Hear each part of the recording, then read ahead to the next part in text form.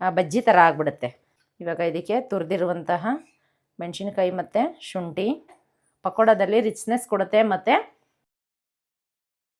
ಮೊದಲಿಗೆ ಈರುಳ್ಳಿ ಪಕೋಡ ಮಾಡೋದಕ್ಕೆ ಈರುಳ್ಳಿ ಬೇಕು. ದಪ್ಪದು ಒಂದು 5 ಈರುಳ್ಳಿ ಖಾರನ ಕೂತ್ಕೊಂಡು ಪಕೋಡ ಮಾಡೋದು ನೋಡ್ತಿದ್ದಾನೆ. ಹಾಯ್ ಹಲೋ ಎಲ್ರಿಗೂ ನಮಸ್ಕಾರ. ವೆಲ್ಕಮ್ ಟು ಆಶಾ ಅಡುಗೆ ಮನೆ ಯೂಟ್ಯೂಬ್ ಚಾನಲ್.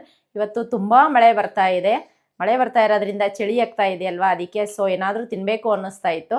ಅದಕ್ಕೆ ನಾನು ಬಿಸಿ ಬಿಸಿ ಈರುಳ್ಳಿ ಪಕೋಡನ ಮಾಡ್ತಾ ಇದ್ದೀನಿ. ಎಷ್ಟು ಮಳೆ ಬರ್ತಾ ಇದೆ ಅಂತ ನೀವೇ ನೋಡಿ ತೋರಿಸ್ತೀನಿ ಬನ್ನಿ.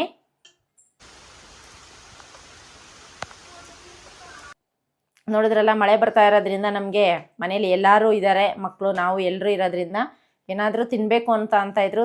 ಅದಕ್ಕೆ ನಾನು ಈರುಳ್ಳಿ ಪಕೋಡನ ಮಾಡ್ತಾ ಇದ್ದೀನಿ. ಈರುಳ್ಳಿ ಪಕೋಡನ ಮಾಡೋದಕ್ಕೆ ನಾವು ಐಟಮ್ಸ್ನ ತೊಗೊಂಡಿದ್ದೀನಿ, ತೋರಿಸ್ತೀನಿ ಬನ್ನಿ.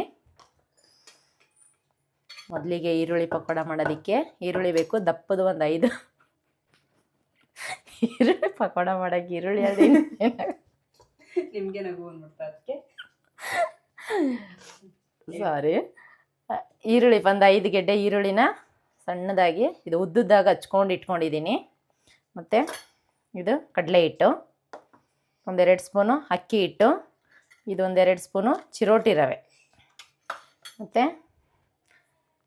ನಮ್ಮದೇ ಗಿಡದ ಕರಿಬೇವಿನ ಸೊಪ್ಪಿದು ಇವಾಗ ಫ್ರೆಶ್ಶಾಗಿ ಕಿತ್ಕೊಂಡ್ಬಂದಿದ್ದೀನಿ.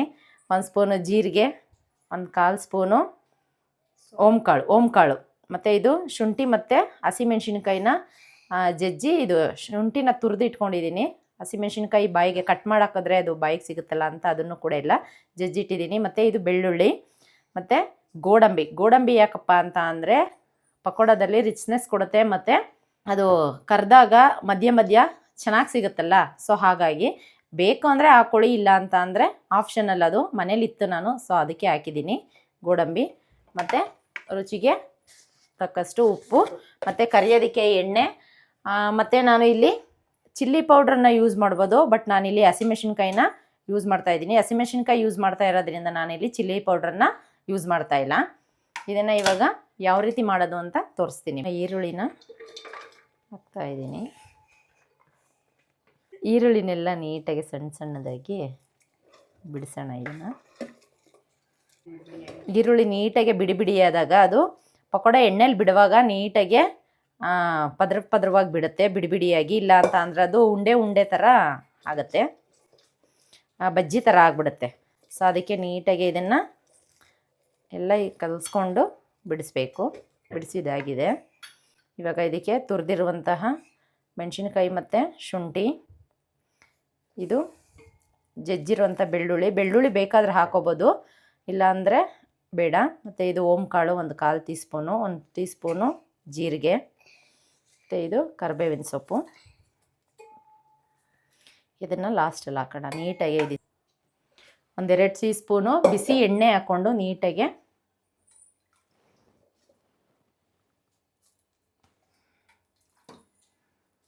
ಎಣ್ಣೆ ಬಿಸಿ ಐತೆ, ಅದಕ್ಕೆ ಸ್ಪೂನಲ್ಲಿ ಮಾಡ್ತಾಯಿದ್ದೀನಿ. ನೀಟಾಗಿ ಈರುಳ್ಳಿ, ಶುಂಠಿ, ಬೆಳ್ಳುಳ್ಳಿ ಇದೆಲ್ಲ ನೀಟಾಗಿ ಹೊಂದ್ಕೊಳ್ಳೋ ಥರ ನೀರಲ್ಲಿ, ಈರುಳ್ಳಿಲೂ ಕೂಡ ಎಣ್ಣೆ ಇರುತ್ತೆ, ನೀರಿರುತ್ತೆ. ಆ ನೀರಿನ ಅಂಶ ಎಲ್ಲ ಬಿಡುತ್ತೆ. ನೋಡಿಕೊಂಡು ನಾವು ಕಡಲೆ ಹಿಟ್ಟು ಹಾಕಿದಾಗ ನೀರನ್ನು ನೋಡ್ಕೊಂಡು ಹಾಕಬೇಕು. ಇವಾಗ ನಾವು ಇದನ್ನು ನೀಟಾಗಿ ಎಣ್ಣೆಲಿ ಮಿಕ್ಸ್ ಮಾಡೋಣ. ಶುಂಠಿ, ಬೆಳ್ಳುಳ್ಳಿ, ಕರಿಬೇವು, ಹಸಿಮೆಣ್ಸಿನ್ಕಾಯಿ ಎಲ್ಲ ನೀಟಾಗಿ ಮಿಕ್ಸ್ ಮಾಡಿ ಆಮೇಲೆ ಕಡಲೆ ಹಿಟ್ಟು ಹಾಕೋಣ. ಶುಂಠಿನ ನಾನು ತುರಿದು ಹಾಕ್ಕೊಂಡಿದ್ದೀನಿ. ನಿಮಗೆ ಬೇಕಾದರೆ ಅದನ್ನು ಬಾಯಿಗೆ ಸಿಗುತ್ತೆ ಅಂತ ಅಂದರೆ ಪೇಸ್ಟ್ ಕೂಡ ಮಾಡಿ ಹಾಕೋಬೋದು, ಬಟ್ ಅದು ಮಧ್ಯ ಫ್ಲೇವರ್ ಸಿಕ್ಕಿದ್ರೇ ಚೆನ್ನಾಗಿರುತ್ತೆ. ಎಣ್ಣೆಯಲ್ಲಿ ಖಾರ ಅಂಶ ಎಲ್ಲ ಹೋಗಿರುತ್ತೆ. ಕಣ್ಣಲ್ಲಿ ನೀರು ಬರ್ತಾ ಇದೆ. ಈರುಳ್ಳಿ ಖಾರದು ಯಾಕಪ್ಪ ಈರುಳ್ಳಿ ಖಾರನ ಕೂತ್ಕೊಂಡು ಪಕೋಡ ಮಾಡೋದು ನೋಡ್ತಿದ್ದಾನೆ ಇಲ್ಲಿ.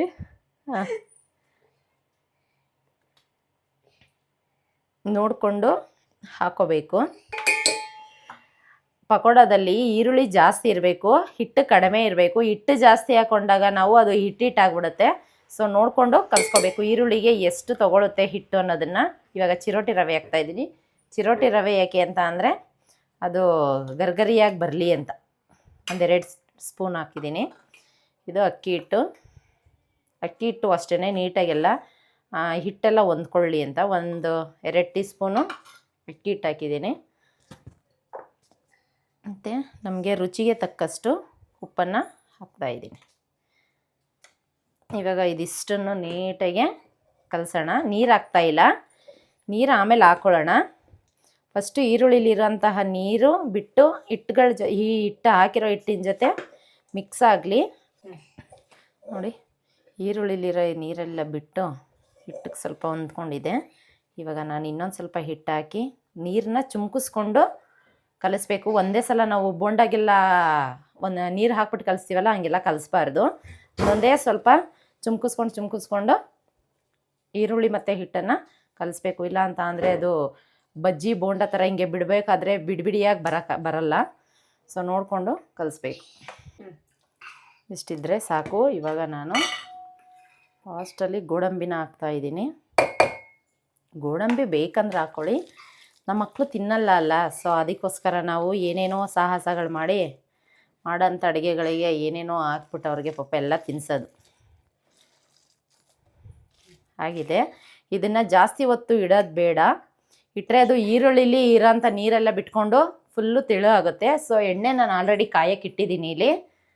ಇವಾಗ ನಾನು ಕಲಸಿದ ಪಕೋಡಾನ ಎಣ್ಣೆಲಿ ಬಿಟ್ಟು ಕರಿಯೋಣ.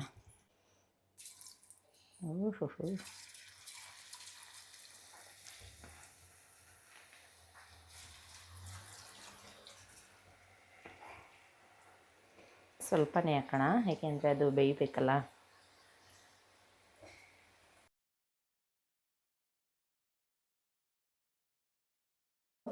ಇವಾಗ ಇದು ಹಾಫ್ ಬಾಯ್ಲ್ಡ್ ಆಗಿದೆ. ಇದನ್ನು ನಾನು ತೆಗಿತಾ ಇದ್ದೀನಿ. ಮತ್ತು ಇದನ್ನು ಇನ್ನೂ ಒಂದು ಸಲ ಹಾಕ್ಕೊಂಡು ನೀಟಾಗೆ ಕರಿಯೋಣ.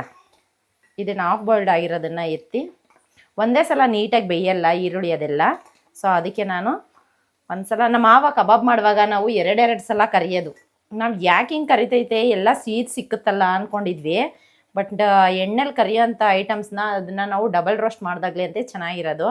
ನಮ್ಮ ಮಾವ ಬಟ್ರಲ್ವಾ, ಇವಾಗ ನಾವು ಅದೇ ಮೆಥಡ್ನ ಯೂಸ್ ಮಾಡ್ತಾಯಿದ್ದೀವಿ. ನೋಡಿ, ಪಕೋಡ ಇದು ಹಾಫ್ ಬಾಯ್ಲ್ಡ್ ಆಗಿರೋದನ್ನು ತೆಗ್ದು ಮತ್ತೆ ಇನ್ನೊಂದು ಒಬ್ಬೆ ಹಾಕ್ತೀನಿ.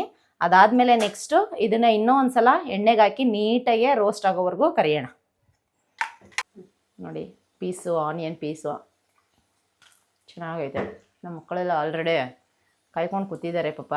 ಚಳಿ ಅಲ್ವಾ, ಸ್ನ್ಯಾಕ್ಸ್ ತಿನ್ನೋದಕ್ಕೆ.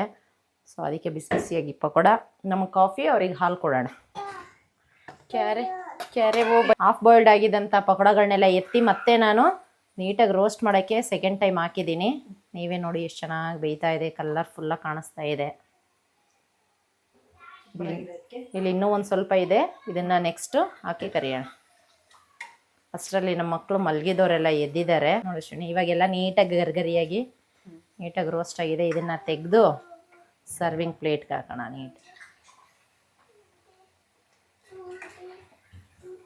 ದೊಡ್ಡದು ಎತ್ಕೋಬೇಕಿತ್ತು.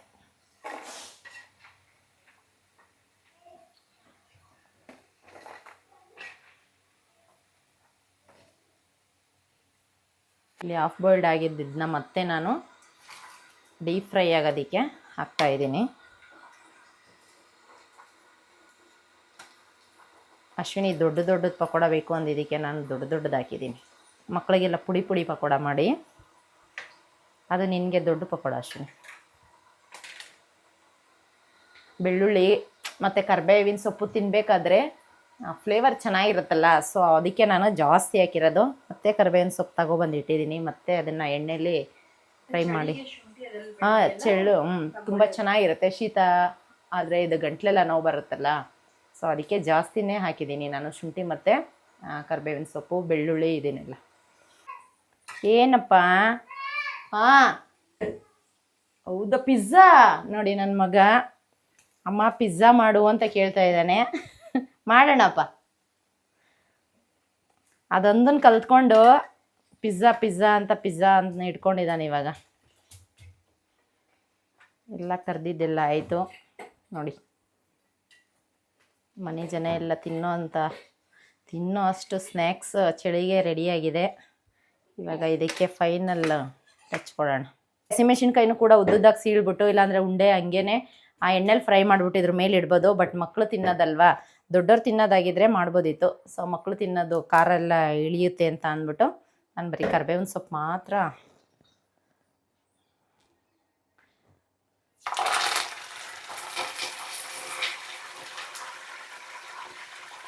ಗ್ಯಾಸ್ ಆಫ್ ಮಾಡಿಬಿಟ್ಟು ಹಾಕಿದ್ದೀನಿ. ಎಣ್ಣೆಲಿ ಕರಿಬೇವಿನ ಸೊಪ್ಪು ಕರೆದಿದ್ದೀನಿ.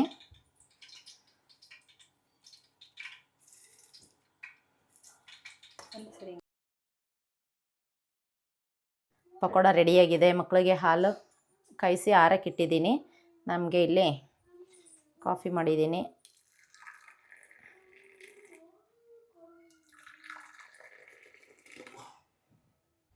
ಕಾಫಿ ಕುಡಿದು ಪಕೋಡ ತಿಂದು ಈವ್ನಿಂಗ್ನ ಎಂಜಾಯ್ ಮಾಡ್ತೀವಿ. ನಿಮಗೂ ನಾನು ಮಾಡಿದ ಪಕೋಡ ಇಷ್ಟ ಆಗಿದ್ದರೆ ಲೈಕ್ ಮಾಡಿ, ಶೇರ್ ಮಾಡಿ, ಕಮೆಂಟ್ ಮಾಡಿ ಮತ್ತು ಚಾನಲ್ನ ಸಬ್ಸ್ಕ್ರೈಬ್ ಮಾಡ್ಕೊಂಡು ನೋಡಿ. ಮುಂದಿನ ವಿಡಿಯೋದಲ್ಲಿ ಸಿಗ್ತೀನಿ. ಅಲ್ಲಿವರೆಗೂ ನೋಡ್ತಾ ಇರಿ ಆಶಾ ಅಡುಗೆ ಮನೆ ಯೂಟ್ಯೂಬ್ ಚಾನಲ್.